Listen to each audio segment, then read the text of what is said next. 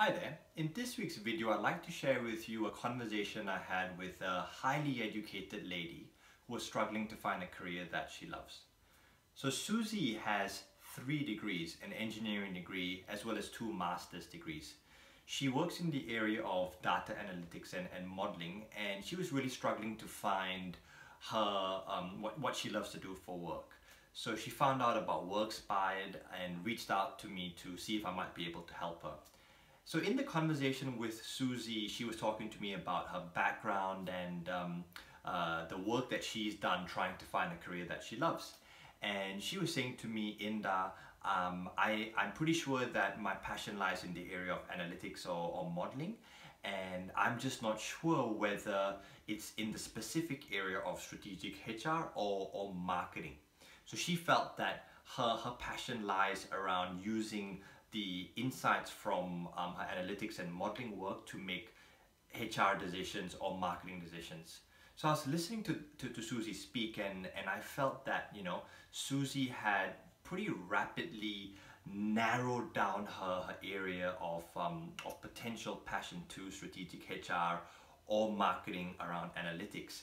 And I was trying to get her to just lift up a little bit to consider other areas in addition to those 2 that she had mentioned, because I wasn't convinced that those were her areas of passion, because she had been working in analytics for upwards of 10 years, and I think it might have been comfortable to assume that her areas of passion were in either of those areas. So I was trying to get her to lift up, but I was really struggling to get her to do that.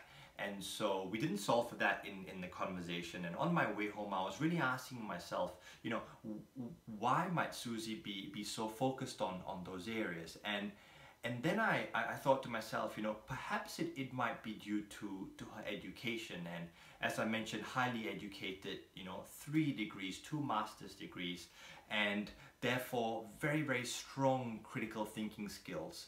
And then I realized that critical thinking has some upsides, a lot of upsides, but also some downsides to be aware of. So the upsides are, to put it simply, if you're faced with a problem, if you've got really strong critical thinking skills, you're able to look at that problem from multiple angles, analyze all of them, and then be able to make an informed decision to move ahead. The downside of that same scenario is there could be times when you're looking at that problem and you find that you make, you know, really strong arguments for a couple of decisions, and you find yourself struggling to decide on how you move forward, so much so that you might actually stall.